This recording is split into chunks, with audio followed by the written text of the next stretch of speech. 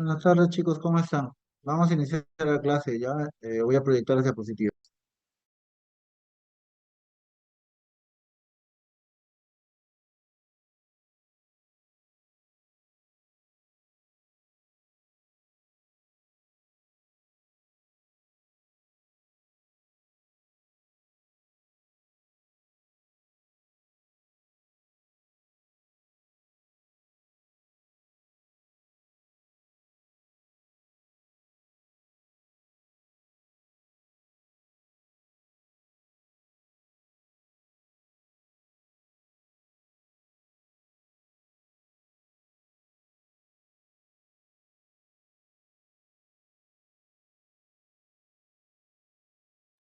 Sí se ve mi pantalla, ¿verdad?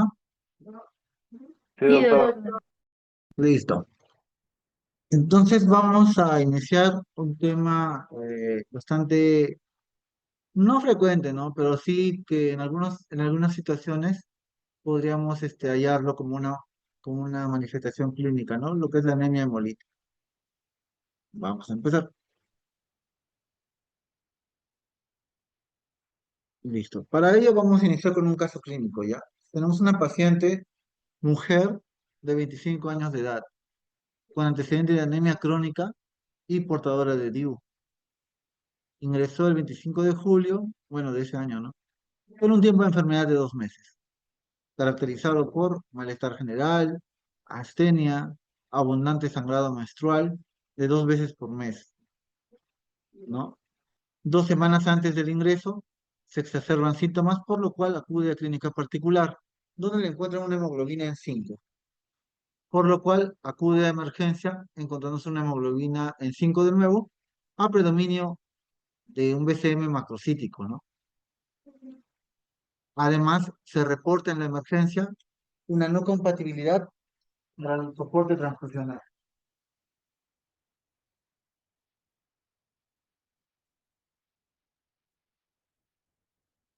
Este es el hemograma de la paciente, ¿ya? Es aquí donde vemos la hemoglobina, donde está. La hemoglobina está en 5,2, tiene un BCM en 118 y una HCM en 36,4. ¿Correcto? Es una anemia macrocítica. Este, la primera, el primer hemograma que le toman en ese caso en el policlínico de Chosica, ¿no? Vemos los leucocitos que están en 8.000, las plaquetas, bueno, acá no están las plaquetitas, ¿no? Pero lo que llama más la atención es la anemia macrocítica, ¿correcto? La anemia macrocítica. Luego se le hacen los diversos exámenes de laboratorio, ¿no? La CREA está normal, glucosa normal, electrolitos dentro del rango normal, transaminasas normales. Y acá viene otro dato que nos llama la atención. La bilirrubina total elevada con 3,17 a predominio indirecto, 2,79, ¿no? Otro dato adicional. Hay una anemia, perdón, hay una hiperbilirrubinemia a predominio indirecto. Albúmina normal, globulina normal. La hemoglobina en 5,1 como les mencioné, y acá, bueno, acá ya le transfundí, bueno, le han pedido transfundir a la paciente. Bueno, acá este BCM es 99. Plaquetas 216.000. Seguimos con la analítica de laboratorio, fosfatasa normal, transaminasas normales, GGTP normal, la bilirrubina continúa elevada, predominio indirecto, y también le encuentran reticulocitos en 9,59. Aquí hay una producción elevada de reticulocitos, ¿no? Una reticulocitosis. ¿Correcto? Ese es el día 30 y los anteriores eran del 25, 5 días después. Los leucocitos en 5.000, la hemoglobina en 4,6, ¿no? Con una BCM en 101, ¿no? Nos damos cuenta que esta paciente mantiene esta tendencia a la macrocitosis y la tendencia también a la hiperbilirrubinemia indirecta, ¿correcto? Listo. Y tenemos que hay una médula reactiva, que estos reticulocitos están elevados, ¿correcto? Están en 9,59. Le toman algunos otros exámenes más, como la beta-2 microglobulina que está normal y una aptoglobina que se encuentra en 1. cuando lo normal es de 40 a 240, ¿no? O sea, está baja, está muy, muy baja, ¿no? Tenemos una haptoglobina baja. Luego de ello, el complemento está en 115 y el C3 y el C4 está en 9,6, ligeramente disminuido, ¿no? Levemente disminuido. Otro examen importante que se le toma a la paciente es un frotis de sangre periférica, ¿no? En los cuales se determina anisocitosis severa. La anisocitosis corresponde a un frotis que indica diferentes formas de los glóbulos rojos, ¿no? Diferentes formas. Macrocitosis, hipocromía y reticulocitos elevados, ¿no? Lo demás está dentro del rango normal, los leucocitos y las plaquetas, ¿no? Entonces, este es otro frotis, este es el 3 de agosto del 2020, ¿no? Macrocitosis, normoblastos, policromatofilia, ¿no? Y los reticulocitos, miren ahora, reticulocitos en 19,65. Doctor, pero ¿por qué usted no pensó que esta paciente se pudo transfundir? Tener 4,6 es demasiado bajo, ¿no? Sin embargo, hay que tener en cuenta el cuadro clínico que están sospechando los médicos que lo están tratando en ese momento, ¿no? Que más o menos uno se va orientando, ¿no? Ahorita vamos a llegar al final de eso, ¿no? La anemia en este contexto del 3 de agosto está en 3,8. Y obviamente ya a este nivel de hemoglobina, la paciente está sintomática. Lo que pasa es que en un inicio, por lo que hizo reacción a la transfusión, recuerdan que al inicio de la historia yo les comenté, la paciente no tenía paquetes globulares compatibles, ¿no? No tenía paquetes globulares compatibles, porque antes de transfundir a un paciente, le hacen pruebas de compatibilidad con el paquete que le van a transfundir. Y hay pacientes que reaccionan a esto, ¿no? Sea porque hacen reacción al paquete globular, sea porque tienen alguna enfermedad autoinmune asociada. El caso de la señora es que ella no tenía paquetes compatibles y por eso se le seguía tratando así, ¿no?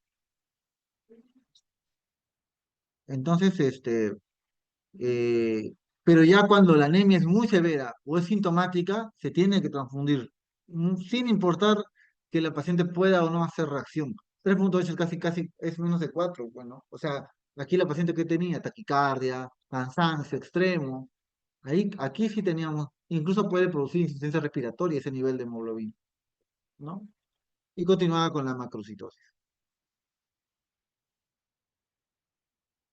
Bueno, hasta ahí nosotros tenemos una paciente joven, 28 años, con indicios indirectos de hemólisis.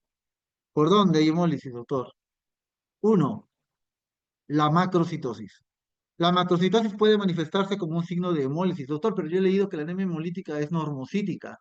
Bueno, claro, pero al al ser la anemia hemolítica una anemia regenerativa con reticulocitos elevados, estos reticulocitos son glóbulos rojos grandes, entonces van a verse en el frotis de lámina o en el contador automatizado como glóbulos blancos, rojos gordos, bueno, con BCM más de 100, como macrocitos. Entonces pueden algunas anemias hemolíticas tener macrocitosis. Puede ser, eso puede pasar, ¿correcto? Lo segundo, la hiperbilirrubinemia a predominio indirecto. Cuando un glóbulo rojo se rompe, libera el grupo hemo, ¿no? Libera el grupo hemo y libera la bilirrubina indirecta, ¿no? Entonces se forma la bilirrubina indirecta. Entonces, esto va a aumentar en la sangre, ¿correcto? Va a haber aumento de la bilirrubina a predominio indirecto. Tercero, ¿dónde está? ¿Dónde está? La aptoglobina. La aptoglobina es una proteína que se une al grupo a la hemoglobina liberada del glóbulo rojo, porque la hemoglobina liberada es una sustancia reductora, que si se une a las células puede provocar muerte y mutaciones, ¿no? Por eso la aptoglobina se encarga de ligar a la hemoglobina y reciclar el hierro que vaya a tener la misma, ¿no? Entonces, en las anemias hemolíticas, la aptoglobina va a estar baja, muy baja, ¿no? Lo siguiente, y que no tiene que el paciente, en el frotis de lámina periférica podremos encontrar anisocitosis, y en algunos casos mucho más específicos, esquistocitos, ¿no? Esquistocitos en sangre.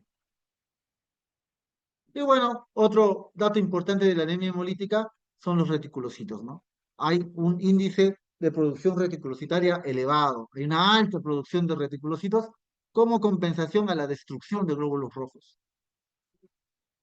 Por acá no sé si está, ¿dónde está? A ver, a ver, a ver, a ver. Bueno, hay un dato más que falta aquí, que es la lactato deshidrogenasa, ¿no? La LDH. La LDH como marcador de hemólisis también está elevada, ¿correcto? No está acá en los exámenes que he puesto, pero la LDH también se encuentra elevada, ¿sí? No, no está.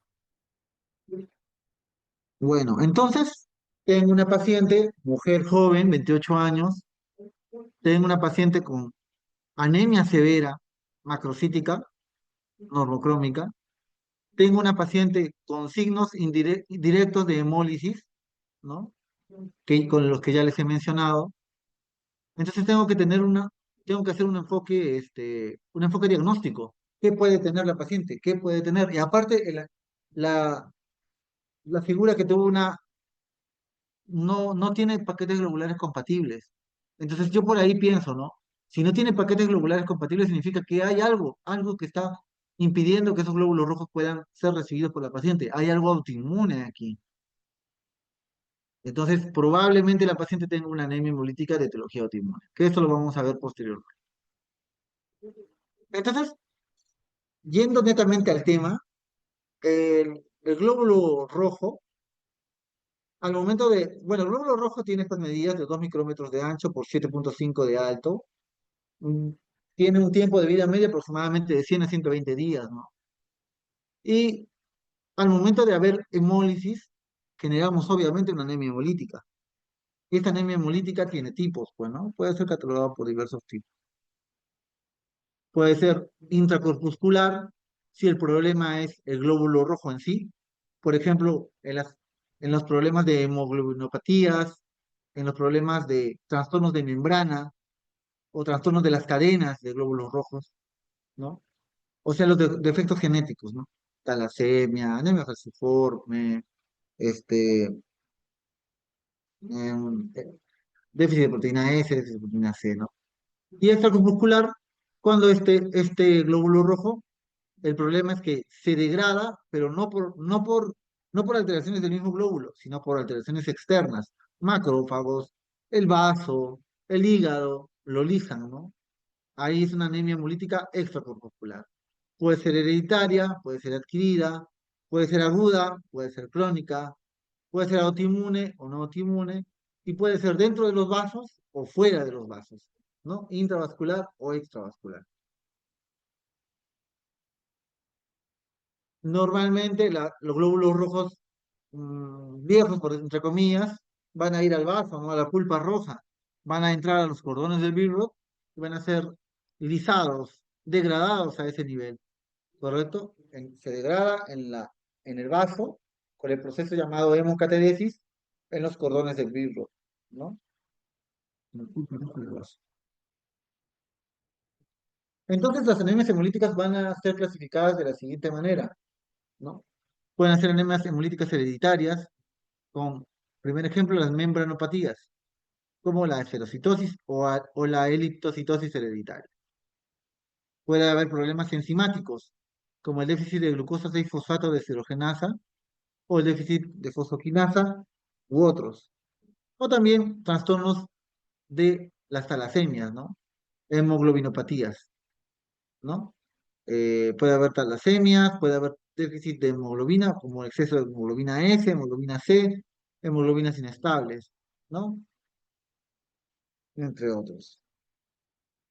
Y pueden ser anemias hemolíticas adquiridas, puede ser autoinmune o autoinmune, si es o mediada por fármacos. Hay muchas veces las anemias hemolíticas autoinmunes pueden ser provocadas por fármacos, ¿no? Y también tenemos las causas no inmunes, en las que descartan las causas mecánicas. Paciente con valvulopatía tipo estenosis mitral, tipo estenosis aórtica o prótesis valvular mecánica de preferencia, pueden hacer anemia hemolítica por contacto mecánico de los glóbulos rojos con las valvas, ¿no? Mecánicas. También por el exceso de marcha, por el exceso de marcha también puede causar una enfermedad llamada hemoglobinuria de la marcha, ¿no? Y lo otro también puede ser por hemólisis microangiopática, ¿no? Que lo vamos a explicar más tarde, bueno, en unas diapositivas posteriores, en las cuales en los pequeños vasos se forman trombos, y estos trombos no dejan pasar los glóbulos rojos, y los rompen, los lisan, ¿no? Provocando lo que denominamos microangiopatía trombótica. Pueden haber agentes físicos o químicos como el calor, el plomo, el agua, el cobre, los venenos, agentes infecciosos como la malaria, la babesia, el clostridium. El vaso grande también puede provocar anemia hemolítica, el hiperesplenismo, y también enfermedades como la hemoglobinuria paroxística nocturna. Entonces, en este cuadro tenemos lo que yo les he comentado, ¿no? ¿Cuáles son los cambios laboratoriales que ocurren en la anemia hemolítica? Pues hay anemia, hemoglobina hematocrito bajo, hay aumento de los reticulocitos, ¿no? Se rompe lo que contiene el glóbulo rojo, aumenta la LDH, aumenta la bilirrubina indirecta, baja la aptoglobina, puede haber hemoglobinuria y hemoglobinemia, ¿no? Puede cambiar la morfología de los glóbulos rojos, esferocitos en la esferocitosis hereditaria, ¿no? Esquistocitos en la hemólisis microangiopática, células con ampolla o mordida en lesiones oxidativas, células falciformes en la enfermedad de células falciformes, las células en os, ¿no? Células diana o células de lágrima en la talasemia, ¿no? Acá tenemos a la aptoglobina, lo que le mencioné, ¿no? ¿Cuál era la función? Una vez que se rompe el glóbulo rojo, se libera la hemoglobina y la aptoglobina se va a unir a la hemoglobina para ser destruida en el sistema retículo endotelial y el hierro es reciclado, pues, ¿no?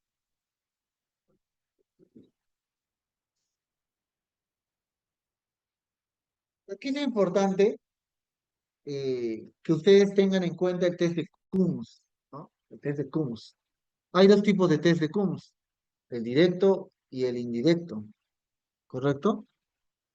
En el test de Coombs, nosotros vamos a usar algo que denominamos el suero de Coombs o reactivo de Coombs, ¿no? ¿Y en qué consiste el test de Coombs? Nosotros vamos a tener el glóbulo rojo del paciente con sus antígenos respectivos que van a ser sometidos a anticuerpos, ¿no? Y estos anticuerpos van a reaccionar al reactivo de Coombs, ¿no? Y van a aglutinarse, van a juntarse, y cuando se juntan y se aglutinan, es un test de Coombs directo positivo. Esto, por ejemplo, ¿en quiénes pasa? En los pacientes con enfermedad como la anemia hemolítica autoinmune, ¿no? ¿Por qué? Porque hay un glóbulo rojo, hay un antígeno, hay un anticuerpo, puede ser frío o caliente, dependiendo del tipo, ¿no? El reactivo de Coombs va a reaccionar a estos anticuerpos y van a formar como una bola. Es como si se juntaran, se aglutinaran, ¿correcto? Así funciona el test de Coombs directo. Y el test de Coombs directo es importante porque me permite diagnosticar enfermedades autoinmunes como la anemia hemolítica autoinmune. Acá en otro ejemplo, ¿no? Ese es el test de Coombs directo, el glóbulo rojo del paciente, los antígenos que tiene que no se ven aquí, pero eh, los anticuerpos que se puedan formar, bueno, o sea, los anticuerpos patológicos. Se le pone el suero de Coombs, el antiglobulina humana, y se van a aglutinar. Esto me genera un Coombs positivo, Coombs directo positivo. ¿Qué test de Coombs funciona para la anemia hemolítica autoinmune? Es el test de Coombs directo positivo. Acá tenemos otro ejemplo, ¿no? Acá tenemos a los glóbulos rojos del paciente, los antígenos y los anticuerpos que se le pegan al glóbulo rojo, ¿no? Vamos a usar el suero de Coombs y se van a juntar, se van a aglutinar dentro de la pipeta, ¿no? Formando, haciendo una reacción positiva. Bueno, en este caso, salud, salud. En este caso, los glóbulos rojos, pequeños, ¿no? Los rojos pequeños. Acá también tenemos algunos glóbulos rojos aglutinados, ¿no? El frotil de sangre periférica es importante para lo que es el diagnóstico de una anemia hemolítica. Y bueno, la evaluación. Acá quiero mostrarles el resultado del test de Coombs de la paciente, bueno, de la paciente que les mencioné. Eh, Ella tiene un grupo sanguíneo positivo, el test de Coombs directo. Entonces acá se ven los anticuerpos con los que reacciona el reactivo, ¿no? IgG positivo, IgM positivo una cruz, C3 complemento 3 positivo 3 cruces y complemento 13 una cruz. Entonces, ¿qué concluye este test de Coombs directo? Presenta autoanticuerpos IgG con título de 128 diluciones de 38 puntos que fija complementos C3D con título de 32. O sea, hay dos que están reaccionando bastante, ¿no? Con este paciente, que en este caso son, voy a poner el color acá,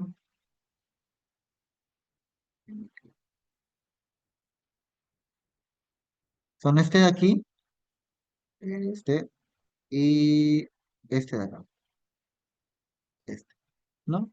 Esos dos son los anticuerpos que están reaccionando con el suelo de Coombs y que me hace que la paciente tenga eh, una, un diagnóstico ya de una anemia hemolítica autoinmune, ¿no? Y este tipo de anticuerpos son de anticuerpos calientes, ¿no? Es una anemia hemolítica por anticuerpos calientes. Autoinmune por anticuerpos calientes. Y acá nos pone las sugerencias de banco de sangre, ¿no? Investigar patologías asociadas con directo, transfusión sanguínea solo en caso de suma urgencia. Es por eso que tuvieron esperaron tanto para transfundir. Sin embargo, igual es riesgoso, ¿no? La guía te dice que con hemoglobinas menos de 7 tú deberías transfundir, ¿no? Pero viene la disyuntiva, ¿no? Si yo transfundo a esta paciente, me va a hacer reacción, pues, obviamente me va a hacer reacción y puede hemolizar más. Entonces hay que ser bastante restrictivo con esta paciente para el soporte transfusional, ¿no? Eh, entonces, también obviamente el hospital tiene que tener paquetes de sangre que no son compatibles, pero estarán los menos incompatibles, pues, ¿no? Para que pueda ser transfundida la paciente si lo necesita, ¿no? Ya, y esta es la figura, ¿no? Entonces la paciente tiene esta patología, una anemia hemolítica autoinmune por anticuerpos calientes. Ya. Esto es con respecto a la microangiopatía trombótica, ¿ya? ¿Qué es lo que pasa aquí? La microangiopatía trombótica es porque es una enfermedad rara en las cuales los capilares se llenan de trombos, ¿correcto? Una formación descontrolada de trombos. ¿Qué usamos para formar trombos? Usamos plaquetas.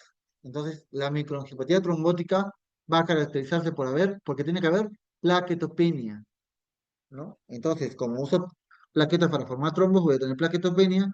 Y también, como los glóbulos rojos van a querer pasar por este canal,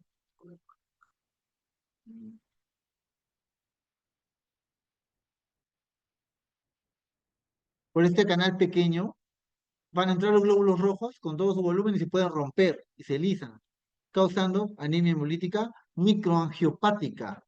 ¿Por qué? Microangiopática. Se van a romper dentro del capilar. ¿Y qué va a haber en el fluido de sangre periférica?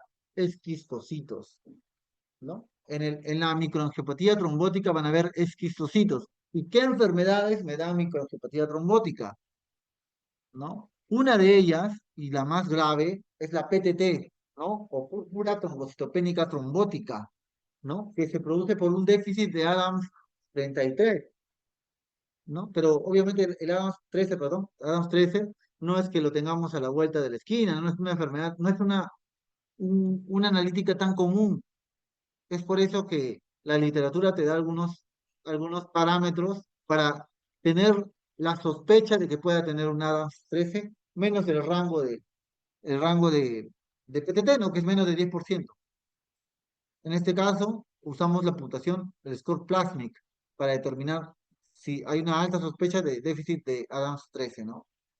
En este caso están las plaquetas bajas, indicadores de hemólisis, la presencia de cáncer, antecedentes de trasplante, el BCM. el INR y la creatinina, ¿no? Y esto nos da puntajes. Si este plásmico está entre 6 y 7, tiene alto riesgo, 5 riesgo intermedio y de 0 a 4 riesgo bajo, ¿no? Esto nos sirve indirectamente para saber si mi paciente tiene riesgo de PTT, ¿no? Entonces, aquí es importante, ¿por qué? Porque la microangiopatía trombótica es una patología que sucede en varias enfermedades. A la cabeza, ¿quiénes están? La púrpura trombocitopénica trombótica y el SHU, o síndrome urémico hemolítico, ¿no? Entonces, este esquema nos hace ver más o menos cuál es el enfoque que yo debo dar ante una sospecha de microangiopatía trombótica, ¿no? Sospecha de microangiopatía trombótica, anemia hemolítica microangiopática y trombopenia confirmada, ¿no? O sea, tú corroboras que hay hemólisis, corroboras que hay una hemólisis microangiopática con los esquistocitos y también ves la presencia de trombopenia, ¿no? Y vemos condiciones en los pacientes, ¿no? Comunes en los adultos y no es común en niños, ¿no? Si es, eh, si es lo común, ¿no? Si está en adultos, podemos pensar en causas como el CID, infecciones, cáncer, preeclampsia, hipertensión, enfermedades reumáticas severas, entre otras. En cambio, si no es en adultos, o sea, si no es lo común, vemos la edad del paciente. Si es niño y está con diarrea, podemos pensar en síndrome urémico hemolítico, porque acuérdense que el síndrome urémico hemolítico es producido por la E. coli enteroinvasiva, ¿no? La E. coli enteroinvasiva por la toxina Shiga puede producir un síndrome urémico hemolítico, ¿no? Y si el niño no tiene diarrea, hay que pensar otro tipo de anemia de microangiopatía trombótica, ¿no? Por complemento, por metabolismo, hereditaria, entre otras. Ahora, si es un adulto con falla renal, acuérdense que el PTT no hace falla renal. Quien hace falla renal es el CHU, ¿no? O sea, el síndrome urémico hemolítico. Por eso hay una triada para el CHU, ¿no? Es plaquetopenia, anemia hemolítica microangiopática y falla renal, ¿no? Aguda, generalmente, ¿no? Entonces, acá, ¿qué ponen? Drogas, CHU, déficit de complemento, no, perdón, microangiopatía mediada por complemento, por metabolismo, lo mismo, bueno. Y si es crónica la falla renal aguda, eh, puede ser una microangiopatía trombótica inducida por drogas. Ahora, si no hay falla renal, acuérdense, o es mínima la falla renal, la sospecha más fuerte es PTT, ¿no? O púrpura trombocitopénica trombótica. Obviamente, dando algunas pautas aquí. Cuando a un paciente se le diagnostica PTT es una emergencia y el tratamiento más rápido para el PTT es plasmaféresis. ¿Ya? Es plasmaféresis. En los pacientes con PTT, yo debería hacer plasmaféresis. Bueno, hablando de la paciente y su anemia hemolítica autoinmune, eh, por anticuerpos calientes es una enfermedad rara, más en mujeres, promedio de 50 años, es el tipo más común de anemia hemolítica autoinmune, casi el 50-70% no encuentran etiología, se puede atribuir a síndromes linfoproliferativos como leucemia linfocítica crónica, linfomas, tumores sólidos, lupus, entre otros, ¿no? El test de Kunz es importante para el diagnóstico de esta enfermedad. Sin embargo, en un bajo porcentaje puede haber test de Kunz negativo. Entonces, ya les mencioné las causas asociadas a anemia hemolítica autoinmune. Está la leucemia linfocítica crónica, lupus, trasplantes de células hematopoyéticas, linfoma no Hodgkin, ¿no? Trasplante de órganos solos y enfermedades autoinmunes que ahí los estoy poniendo. Ahora, la anemia hemolítica autoinmune puede asociarse a medicamentos, ¿ya? Y acá hay un montón de medicamentos a los que puede asociarse. Doctor, ¿me tengo que memorizar todos los medicamentos? No, no necesariamente, ¿no? Sino más bien tener en cuenta algo, que si yo tengo un paciente que empieza a hacer hemólisis producto de un fármaco que le acabo de iniciar, esa es la potencial causa de la anemia hemolítica, ¿no? Hay anemias hemolíticas por fármacos que pueden generar anticuerpos. Entonces, cuando pasa eso, aquí yo recién empiezo a leer, ya, voy a revisar antibióticos que se asocian, AINES que se asocian, hay quimioterápicos que se asocian, entre otros, ¿no? Y aquí hay un montón, bueno, vean que son cosas comunes que usamos normalmente. Amoxicilina, fotericina, isoniazida, levofloxacina, ceftazidima, entre muchos otros fármacos comunes. ¿no? Acá también tenemos contraste, incluso puede ser usado.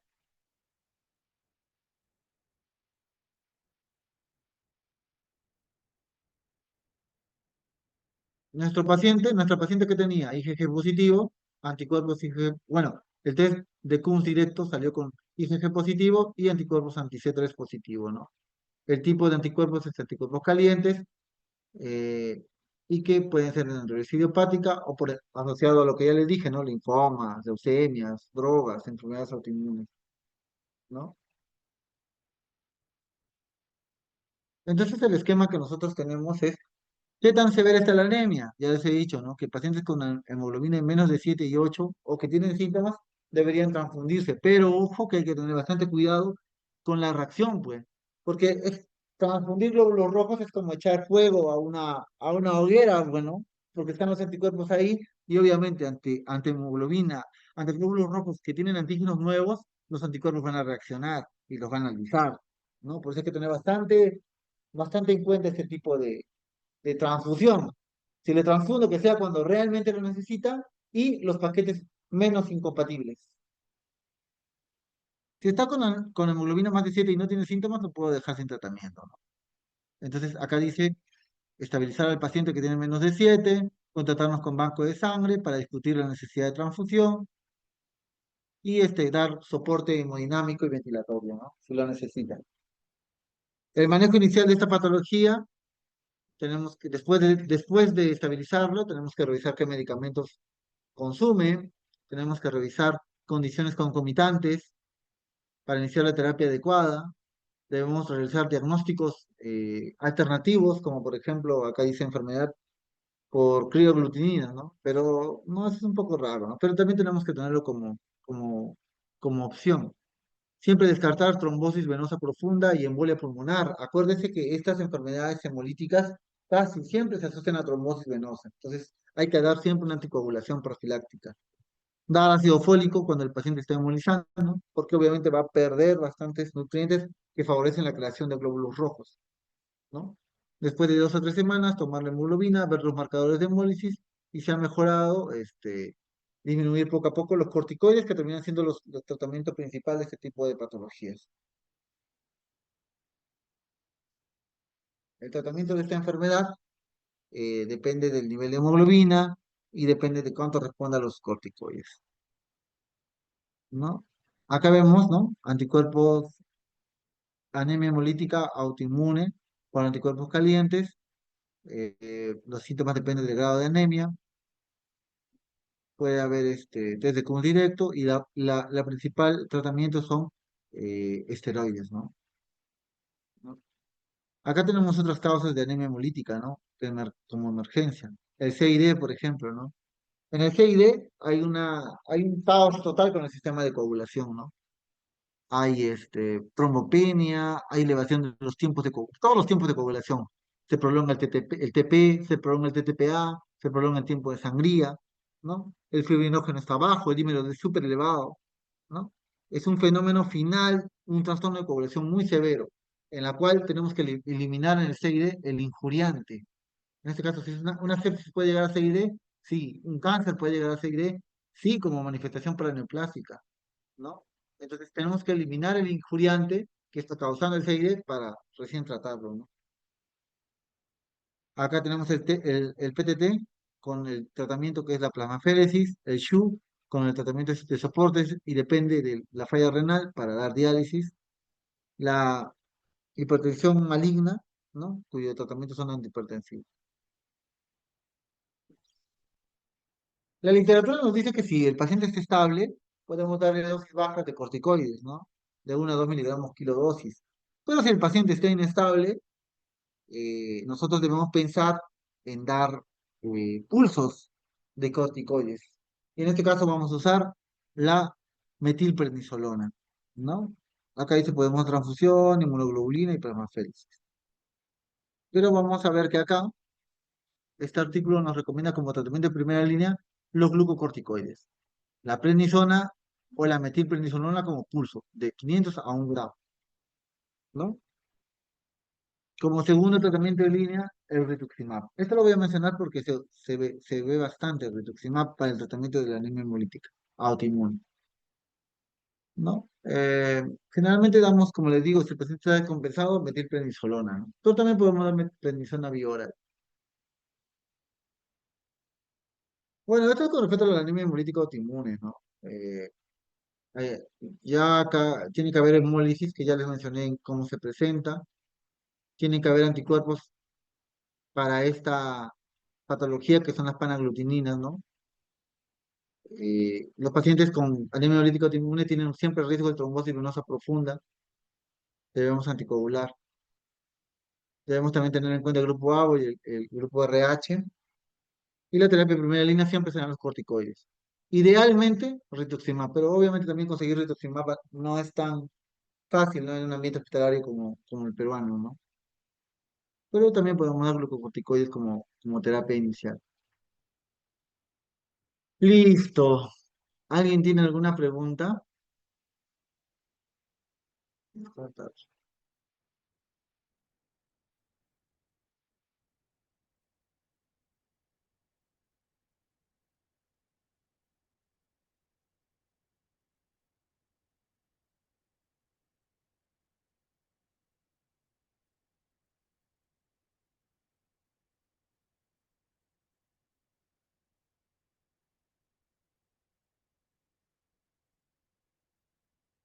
Bueno, entonces chicos, gracias. Espero les haya servido. Te voy a dejar las diapositivas con la delegada de mi grupo hospitalario para que les pase. Y nada, cuídense, nos vemos. Gracias, doctor.